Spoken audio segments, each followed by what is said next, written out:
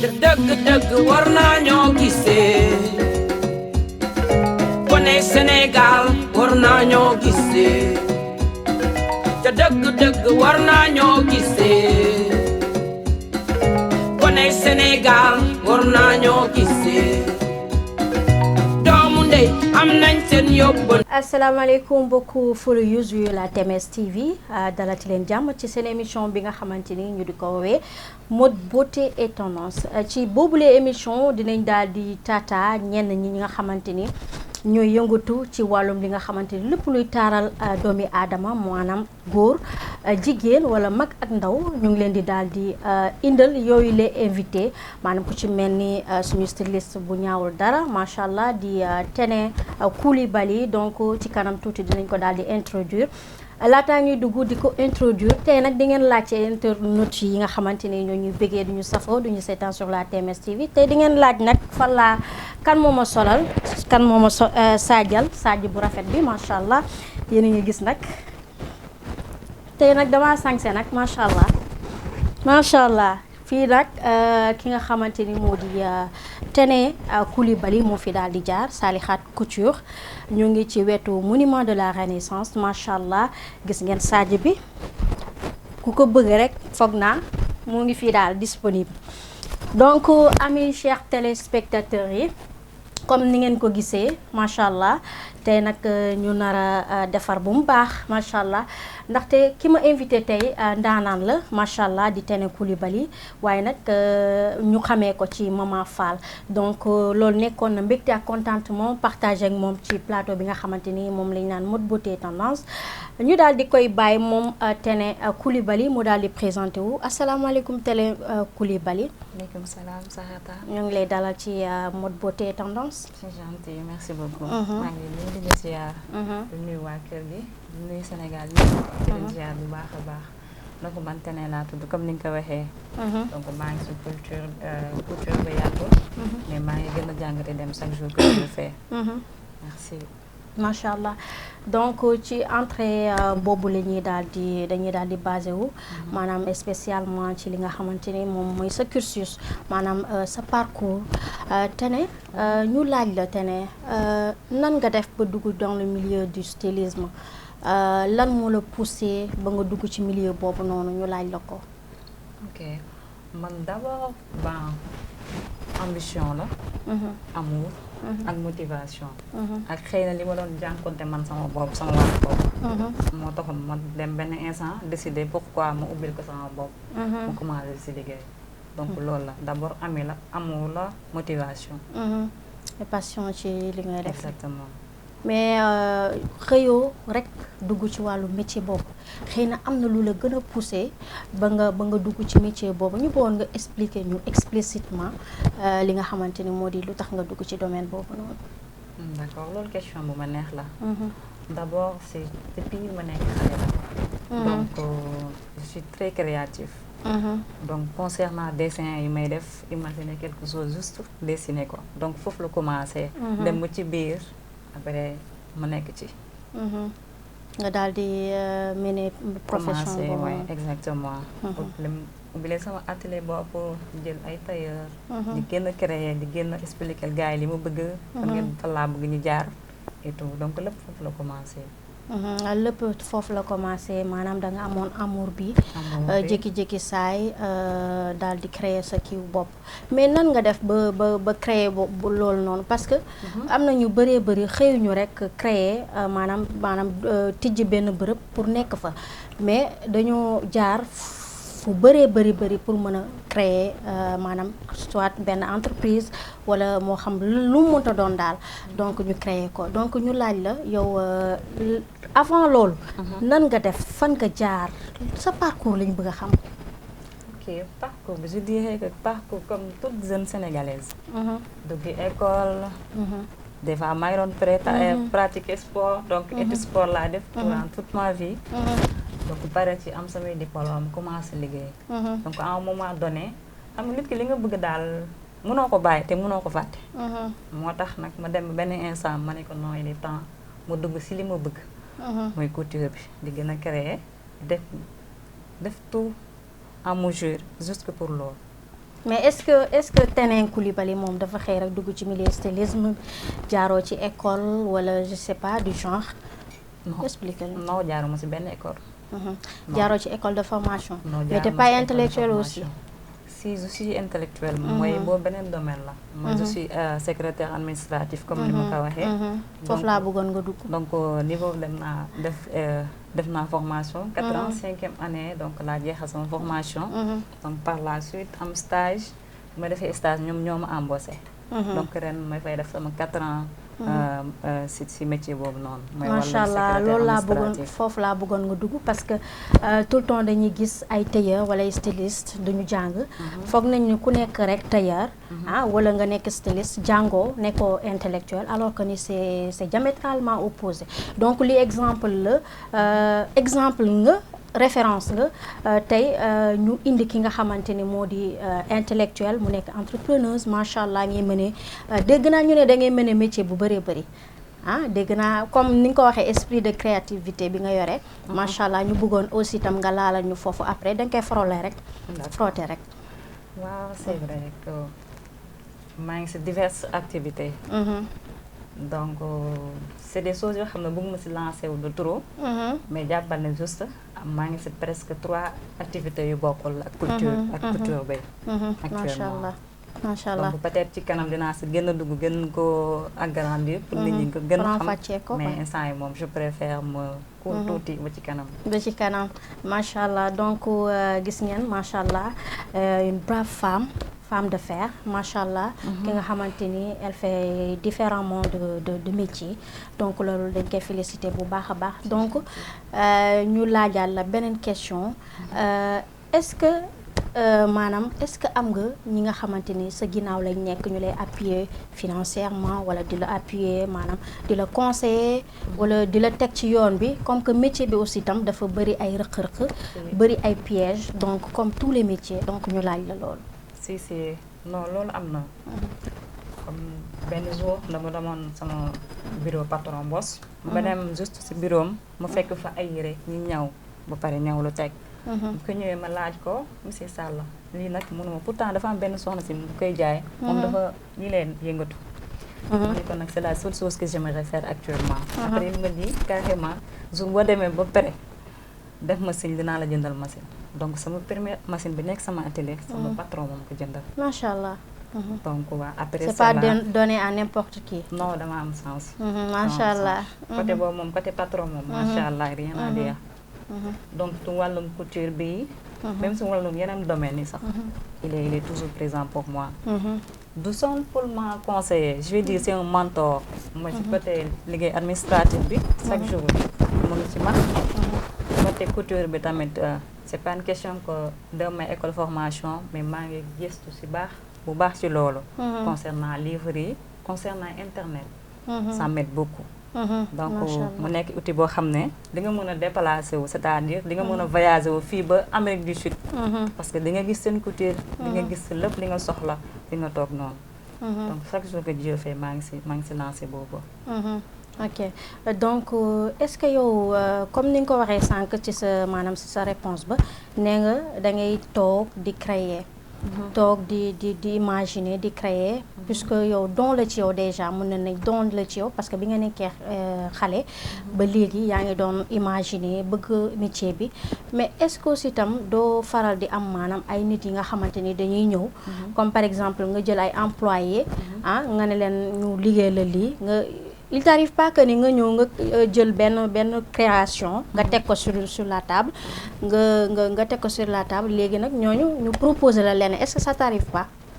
si ça m'arrive. auparavant en fait man je suis quelqu'un j'ai l'esprit ouvert. donc je laisse à tout le monde la manière de parler façon comme ni ñu ko bëggee. donc cause pour laquelle je du ma poser décision définitive jamais. je viens avec mes suggestions je le pose sur la table ensuite on en discute. donc au commencement peut-être xamuñu woon sama jikko comme dama xawoon tuuti kii donc su ma ñëwee su ma waxee rek dañ koy def après à un moment donné je les ai mis à l'aise que man même su ma indee sama création peut-être mën ngeen ma suggérer yéen ma xam ne milieu bi foofu laa leen fekk. donc mënoon ngeen ma suggérer léegi donc ñu wax ci mais dagguma la mais est-ce que aussi il t'arrive pas que nga indi aussi tam ay yenn nit yi nga xamante ni maanaam defuñu formation maanaam couture bi wala stylisme nga ñëw rek jël ñooñu recruter leen ñu lay ñawal après nga am ci ay tolof am ci ay problème ak clientèle yi est-ce que loolu tamit ça ne t'arrive pas? Si cela arrive. Parce que liggéey Afrique yombul. liggéey Sénégal yombul. donc dans tout métier y a des difficultés. des fois loolu dalay daal. client sax mën nañ la indi benn modèle boo xam ne peut-être tailleur bi de leur formation ils te disent que non muy baaxul nii laay def. mais je leur dis tout de non.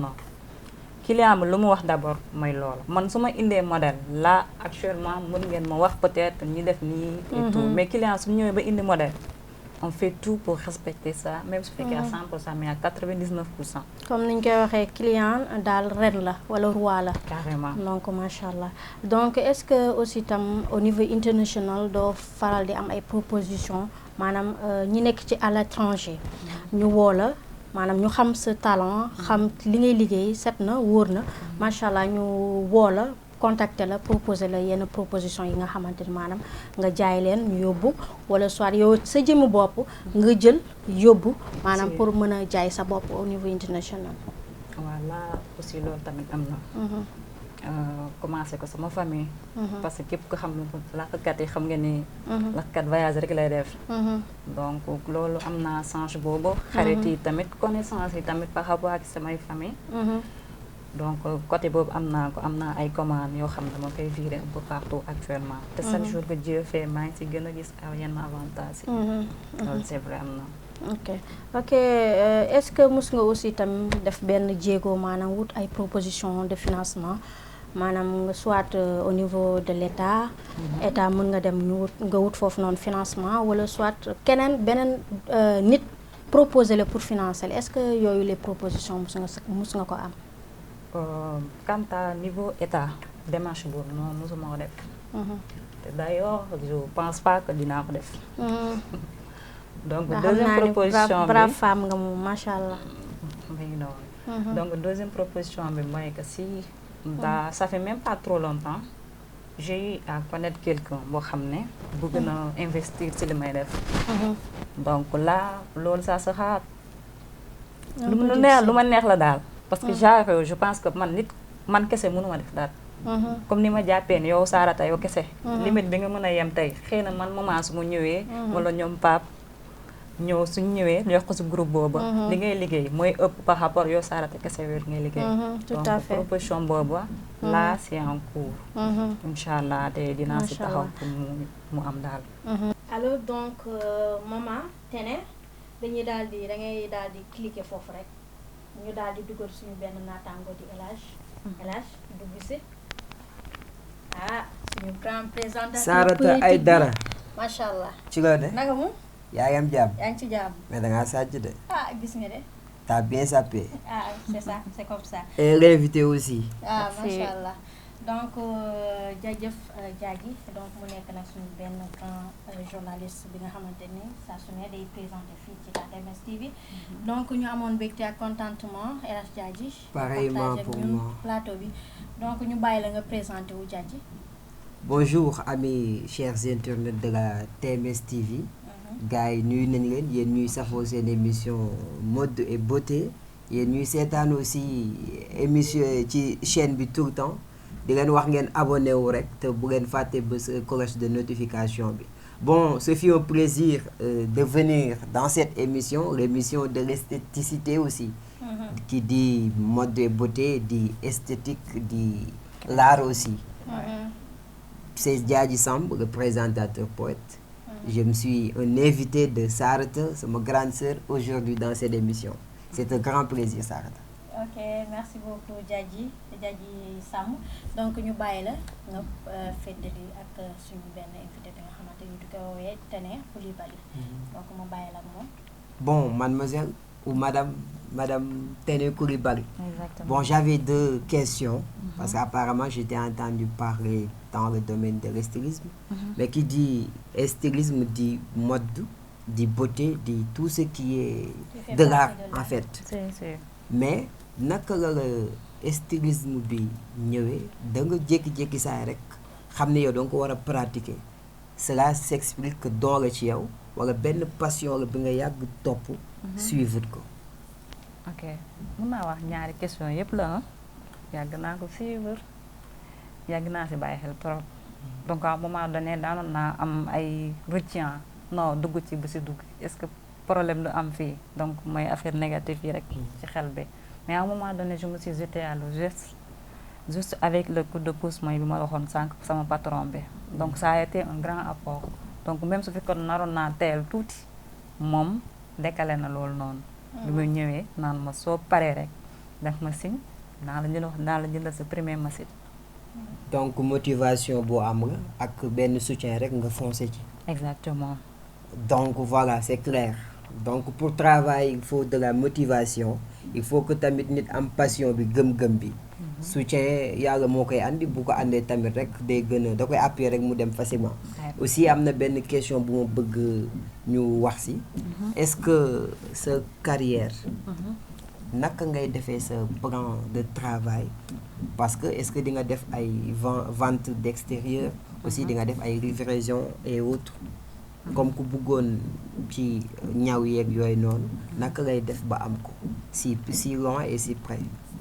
waaw donc là dama am groupe spécial parce que comme ni ma ko waxee sànq man maa ngi liggéey comme secrétaire administratif kon ça veut dire que je peux pas être si ñaari liggéey en même temps donc am naa fi kenn koo xam ne loolu may liggéeyam spécial muy Marie la tudd Marie Diop donc tout ce qu'il faut c'est elle qui va se déplacer. c'est la gérante. exactement donc j'ai appris à déléguer yenn liggéey yi ki war a def liggéeyam saa yu jotee war nga ko def matinal ba avant may génn foofu wala suba si la veille je te dis suba lii ak lii la donc moom su ñëwee mu briefing tailleur yi donc quant à côté livraison bi tamit là actuellement on est en rapport direct avec ces gens-là mooy la plupart GP donc il suffit nga woo leen après cag-cag bi yóbbu ko après ainsi de suite c'est le client mooy fay. donc c'est clair day def vente en livraison aussi da ngay def vente en ligne. oui. aussi day def vente en ligne ku bëgg tamit ci ñaw yu baax yi ci lépp na ko ñëw appuyer parce que c'est quelqu'un qui a un bravoure parce que jigéen ci âge am ak période bi mu nekk mu am gëm-gëm motivation di liggéey donc yaa na ko yàlla jàppale ak képp kuy liggéey. aussi bien que je suis très content de venir vous rejoindre dans ce plateau. Sarata mais tu as bien sapé aujourd'hui c'est comme ça maman yi moom xam naa après dañu ci jox ak caméraman yeeg yëpp c'est fait un grand plaisir amis chers internautes rendez-vous ci benn émission gars yi aca jërëjëf merci beaucoup donc comme ni ngeen ko gisee suñu naataangoo di El Hadj Diadji mu daal di dugg si bu rafet macha allah daal di poser question suñu invité bi nga xamante ni macha allah mention spéciale à elle donc mu nekkoon li nga xamante ni mbégte la ak contentement donc ñu àdduwaat demaat ci beneen question bi nga xamante ni soxal na ma maanaam maman ñu bëggoon xam aussi tam ci sa métier bi da ngay ñëw di postuler wala il faut ñu ñëw ñu indi seen tissu wala il faut ñu proposer la pour nga mën a jaay say produits. ok donc comme ni ma koy waxee li américain di wax rek ne jamais dire jamais donc man ñetti affaire yëpp maa ngi ci c'est pas question que dama dépendre ci client c'est-à-dire que damay xaar ba am client bu ñëw pour ñawalu ma ñawal ko donc je de par sama finance bu ndaw damay dem jënd sama tissu bopp ñëw teg ko ñaw ko exposé ko comme actuellement mooy tendance bi mooy xam na ni tàngaay dafa tàng donc tàngaay tu peux pas supporter tous les habits donc à un moment donné man sama bopp sax sama wàllum quartier ak sama page parce que Salihat Moussa Couture am na page Facebook am na page Instagram donc côté boobu noonu dina moo ngi may jàppale parce que su ma jëndee yenn tissu yi comme instant yi ak tàngaay bi su ma créé ba ñu ñawal ma robe bi ma bëgg wala ça dépend jupe bi ma bëgg dama koy postuler foofu donc actuellement moom maa ngi si ñett yooyu yëpp maanaam ci ñett branche boobu ñetti branche yëpp maa ngi technique yooyu noonu nga mën a génn ci sa wàllum métier macha allah donc loolu idée la sagam kii yaa ngi fii maanaam internet yaa ngi fii pour mën a gën a faciliter la tâche ci commerçant yi nga xamante ni moom ci métier boobu la ñuy yëngu donc mu nekkoon li nga xamante ni lu am solo la donc suñu beneen question bi mooy que ni est-ce que amoo leen ay difficultés maanaam ci côté loyer bi wala ci clientèle yi parce que des fois da ngay gis clientèle yi ñoom itam dañu bëri problème dañuy ñëw indi seen tissu wala ñu ñëw proposer la dara ñu ñëwaat indaat leneen tànk bukki donc expliquer ñu tuuti lan ngeen di dund ci côté boobu noonu. ouais ça loolu am na je vais pas vous mentir am na mais selon ma morphologie la façon dont man nu ma mel. tu te comportes. ouais donc la plupart je damay essayer adapté wu ci lépp. client bu mu mel client nu mu mel. noonu la mel mënuma ci dara. c'est pas une fraction de seconde que laa koy changer. moo tax tout le temps client am su ma waxee tey lii laa bëgg. mu defaat ma signe naan ma non changé naa d'avis lii laa bëgg. je l'accepte tant que tissu bi dagguñu ko amoo ci problème. donc mooy je profite même l'occasion di nuyu sama ñaari cliente ñoo xam ne la plupart ñoom dañuy am ay grande mooy dañuy am yére yu bëri am ay événements yoo xam ne ñoom man la ñuy yónnee affaires yi man maay defar lépp donc à tout moment ñoom chaque instant mën nañ la woon naan la non j'ai changé d'avis defal lii donc là je suis habituée à ça. donc ci loolu sax la ñuy ñëw maanaam am na ñi nga xamante ni tey est-ce que da ngay am ay proposition maanaam ñi nga xamante ni dañuy def ay défilé maanaam défilé de mode di jël ay miss wala ay mannequin di leen habiller est-ce que des fois il t'arrive pas que nga am proposition yooyu wala itam est-ce que yow tamit des fois doo am benn initiative def sa benn maanaam sa benn défilé nga habiller ay mannequin wala ay mannequin donc est-ce que il t'arrive pas peut-être c'est même lancé bi la mais la plupart man j'aime les choses naturelles c'est pas forcément que ma dem di jëli ay mannequin des fois mën naa gis benn xale nii rek bu neex ma woo ko solal ko sama yére photo ko dugal ko sama site donc wàllu boobu noonu c'est pas trop je suis pas trop di gars yi di def tout le temps donc shooting dama koy def shooting waaw loolu ça dépend des fois même tailleur yi may ñëwal am na ñoo xam ne mën nañ ma solal yére bi ça dépend ci li may laaj teint bu noir la teint bu marron la wala nu mu mel waa ci loolu tamit ci wàllum shooting bi léegi gis nañ ni nit ñi moom la ñu gën a jël en tendance. exactement donc ku bëgg jaay say produits rek da ngay jël benn mannequin wala nga jël benn xale bu jigéen rek ki nga xamante ni ça va donc nga jël ko habillé ko photo ko dugal ko ci sa site. mais aussi est-ce que c'est pas bon aussi nga professionnaliser ko maanaam jël ay mannequin def benn événement bu mag. solal ay mannequin aussi daf cee baax parce que professionnaliser aussi sa métier daf cee baax da lay gën a yokk. gën laa appuyer au niveau international. donc kenn bu bëggee maanaam ci côté domaine colin accoutrement juste directement da lay contacter est-ce que aussi tamit gisoo loolu tamit lu baax la aussi. si lu baax la te c'est très important. donc d'ailleurs sax maa ngi si projet wu dafa jotagul rek moo tax. donc maa ngi si bàyyi xel bu baax. parce que actuellement jaay pour nga jaay foog nga am visibilité.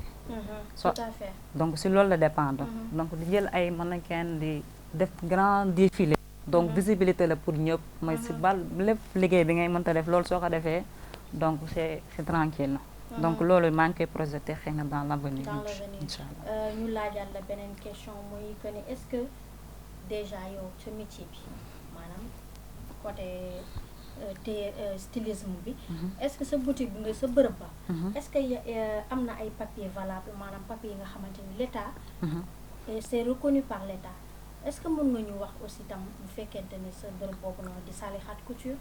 est-ce que c'est reconnu par l'État. non pas encore. non je l'ai pas encore enregistré. c'est juste que dafa bokk ci projet yi. mooy comme ni ma ko waxee tout à l'heure mooy que dama am ay mentor. donc ñoom teg nañ plan boo xam ne.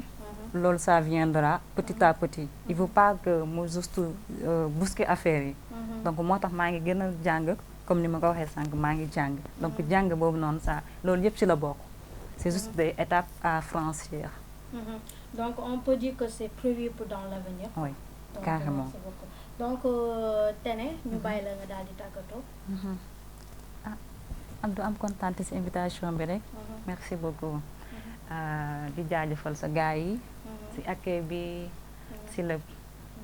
merci beaucoup ci lépp incha allah. macha allah donc laata may tàggatoo am na ki nga xamante ni fàtte naa koo cité. di Marème nag mu nekk nag benn ndaw bi nga xamante ni macha allah dafa mën lu muy def moo ma defal maquillage bi ak sama bopp bi. ñu di ko woowee Mariam Kandji borom salon coiffure Ami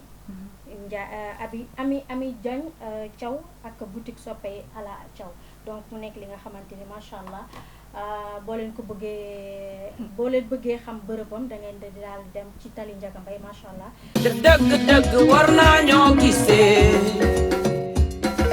kone Sénégal war naa ñoo gisee te dëgg war naa ñoo gisee kone Sénégal war naa ñoo gisee doomu ndey am nañ seen yóbbal